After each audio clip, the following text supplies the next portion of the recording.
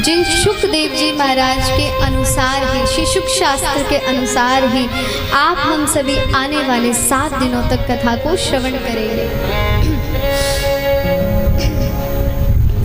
श्री शुकदेव जी कौन थे, जानते हैं आप में से कोई? कथा किस किस ने सुन रखी है पहले तो ये बताओ। कितने लोग हैं यहाँ बुआ जी और उनकी मंडली को छोड़ के, उन्होंने तो बहुत सुन रखी है। आप में से बताओ यहाँ दौराला में कितनी कथाएं हुई और आप में से किस किस ने कथा सुनी है? अब भैया चोरी पकड़ी जाएगी तो हाथ कौन उठावे? ऐसा ही है, कथा तो सबने सुनी है पर बुनी नहीं। बस हम कथा में गए, जाके बैठे, क्यों? क्योंकि कार्ड आया था घर पर, जाना तो जरूरी था, नहीं जाएंगे तो भाई आपसदारी की बात खराब हो जाएगी। देखो भैया, कथा में आओ, सुंदर अपना आसन ढूंढ लो, जैसे आपको आनंद मिले। टिकने की जगह मिल जाए तो भैया टिकवे की जगह ढूंढ लो, वैसे यहाँ है नहीं। कितनी अच्छी व्यवस्था, किसी को नींद ही नहीं आ सकती है, क्योंकि टिकने का स्थान नहीं है। तो सुंदर स्थान ढूंढकर अपने आप को श्री ठाकुर जी के समर्पित कर दो। ये 7 दिन हमारे पास इसीलिए हैं। इन 7 दिनों में हमें अपने आप को ठाकुर जी के सामने सरेंडर करना है कि हम जैसे हैं, अच्छे बुरे भले जैसे भी हैं, तुम्हारे दिए और तुम्हारे ही चरणों में अर्पित कर दिए। तो ये 7 दिन में अपने मन, मस्तिष्क, हृदय को ऐसा बना लो कि जब यहाँ से मैं जाऊँ तो आप सब स्वयं ठाकुर जी के आनंद में रम गए हो। ये विगत 7 दिन आप हम सबके पास है, जिसमें से पहला दिन पूरा होने ही जा रहा है। तो ऐसे अपने आप को आनंद में डुबाना है। तो भैया खूब आनंद से कथा सुनो। मैंने पहले बताया 3 दिन ये ज्ञान रूपी कथा था और उसके बाद उत्सव आनंद शुरू हो जाएंगे। लाला की लीला शुरू हो जाएगी तो वहाँ में तो कोई चिंता है ही नहीं। फिर तो सब कथा गम सुनेंगे और सब कहा करेंगे, झांकी को प्रतीक्षा करेंगे, भैया झांकी कब को आएगी। और दूसरा, लाला के सुंदर सुंदर उत्सवों में नृत्य करने को मिलेगा। तो ये जो 3 दिन है इनमें सावधानी बरत लो बस। तो महाराज श्री शुकदेव जी महाराज, जिन्होंने श्रीमद् भागवत की कथा सप्ताह विधि से किसे सुनाई? श्री राजा परीक्षित जी को सुनाई। उन्हीं राजा परीक्षित जी को सुनाने पर आप हम सभी को सुंदर श्रीमद् भागवत जी की कथा का सुंदर ये गान श्रवण करने को मिला। आप हम सभी के कल्याण का साधन आसान हो गया, सरल हो गया। अब जो कल्याण चाहे वही कर सकता है। कहते ना, भव सागर जह पार जो पावा, राम नाम ताकर दृढ़ नावा। जो इस भव सागर से पार जाना चाहता है उसके लिए राम जी का नाम, श्री ठाकुर जी का नाम बहुत पक्की नाव के समान है। हमारे श्री शुकदेव जी श्री राधा रानी के पालित शुक हैं। उनके पास 2 तोते, उनमें से उन्हें अत्यंत प्रिय श्री शुक जी। तो एक बार उन्होंने कहा कि मुझे आपकी लीला चरित्रों को श्रवण करना है। श्री राधा रानी से उन्होंने कहा तो राधा रानी ने कहा, जाओ जाकर अभी भूत भावन भोलेनाथ पार्वती मैया को कथा श्रवण करवाने ही वाले हैं, तुम वहां जाके एक अपने पूर्व स्वरूप में वहां जाकर बैठ जाना। तो श्री राधा रानी की कृपा से श्री किशोरी जी ने अपने उस शुक को पुनः अंडे के रूप में वहां गुफा में स्थापित कर दिया। अब भोलेनाथ और माता पार्वती आई। अमरनाथ की सुंदर गुफा की बात है। तो बाबा ने आके अपना डमरू बजाया, जो भी वहां जीव हो वो सब उड़ जाए। ध्यान से सुनना, अगली बार पूछूंगी तो पता होना चाहिए कि शुकदेव जी कौन थे। अब कान यही होने चाहिए, अब नहीं चलेगी चालाकी, है ना। तो श्री शुकदेव जी वहां विराजमान थे। अभी तो वो विगलित अंडे के रूप में है वहां, तो वो तो वहीं रहा। उस अंडे पर मैया का ध्यान नहीं गया। सारे जितने पशु पक्षी जीव वहां थे सब उस गुफा से बाहर निकल गए। अब माता पार्वती को कहा, देवी जाकर एक बार देख कर आओ, कोई जीव वहां रह तो नहीं गया। मैया एक बार देख कर आई। पूरे में उन्होंने ताक झाकी कर ली। उन्होंने देखा ये तो अंडा है, ये अभी फूटा भी नहीं है, इससे क्या हमें परेशानी होगी। चली गई। कहा नहीं प्रभु अब कोई भी नहीं है।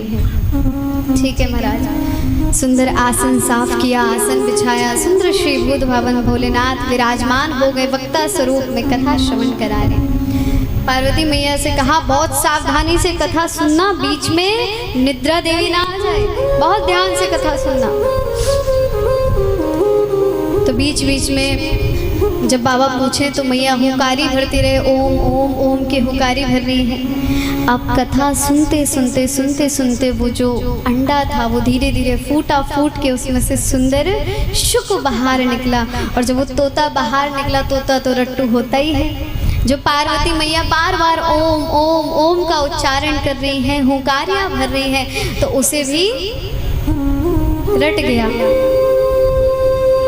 अब जब कथा विश्राम ही होने वाली थी, दशम एकादश स्कंद आरंभ होने वाला था, मैया को आ गई निद्रा देवी।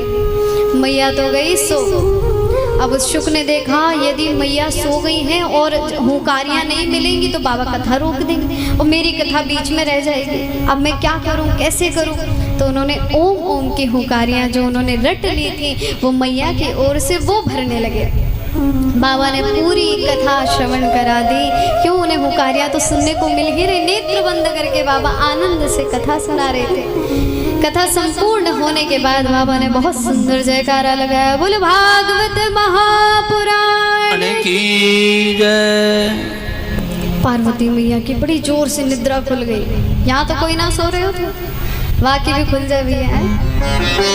तो पार्वती मैया की निद्रा खुली, बड़ी शर्मिंदा होकर कहने लगी, स्वामी मुझे क्षमा कर दीजिए, पता नहीं न जाने कब किस क्षण मेरी आँख लग गई।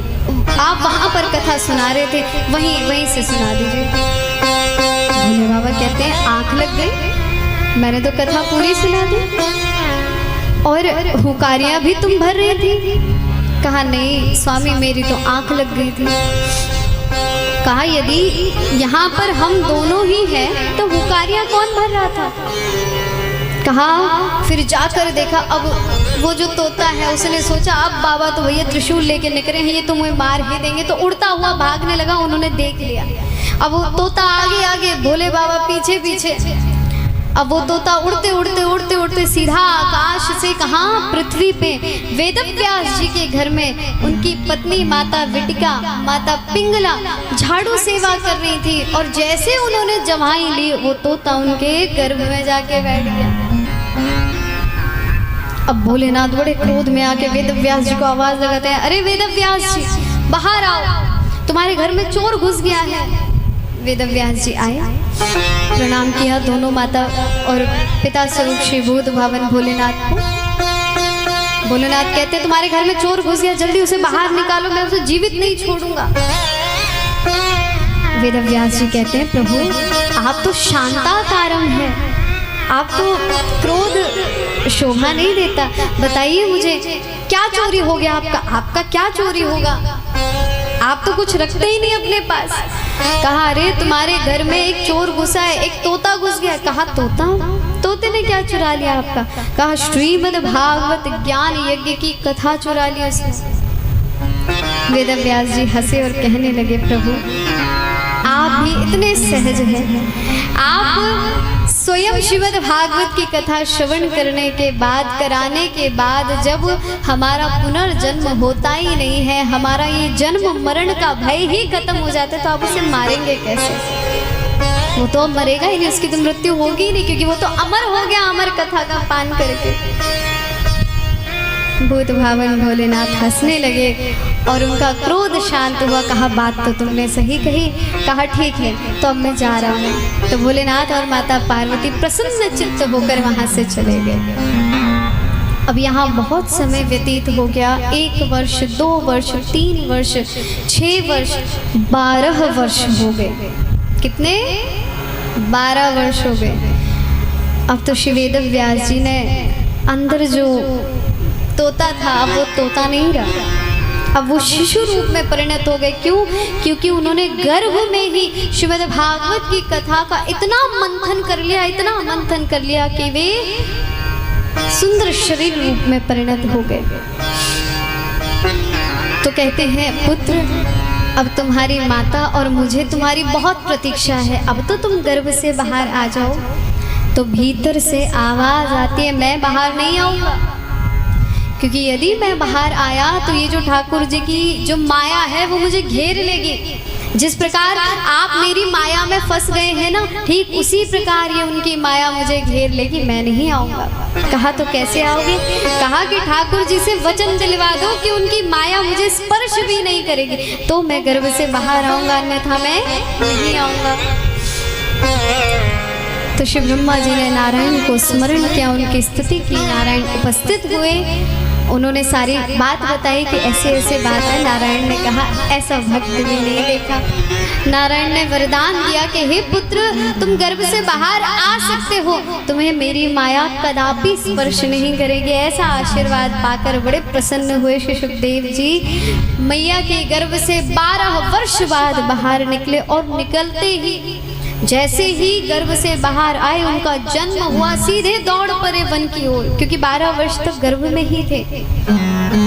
न नालक छेदन हुआ, ना कोई संस्कार हुआ, न यज्ञोपवीत कोई संस्कार नहीं हुआ, और सीधे वन की ओर दौड़ रहे। उनके पीछे उनके पिता दौड़ रहे हैं। विरह कातर आजुहाव पुत्रेति तन्मयतया तरहो विनेदुस। हे पुत्र रुक जाओ, हे पुत्र लौट आओ, लेकिन सुखदेव जी ने एक बार भी मुड़ के नहीं देखा। तो ऐसे श्री सुखदेव जी जिन्हें श्री ठाकुर जी की माया स्पर्श भी नहीं कर सकती, ऐसे सुखदेव जी जिन्हें श्रीमद् भागवत की ग्रंथ ने, श्रीमद् भागवत के श्लोकों ने मोहित कर लिया, ऐसे हमारे श्री सुखदेव जी श्री राजा परीक्षित जी को सुंदर कथा का गान करते हैं। ये हमारे श्री सुखदेव जी की जन्म कथा। जिन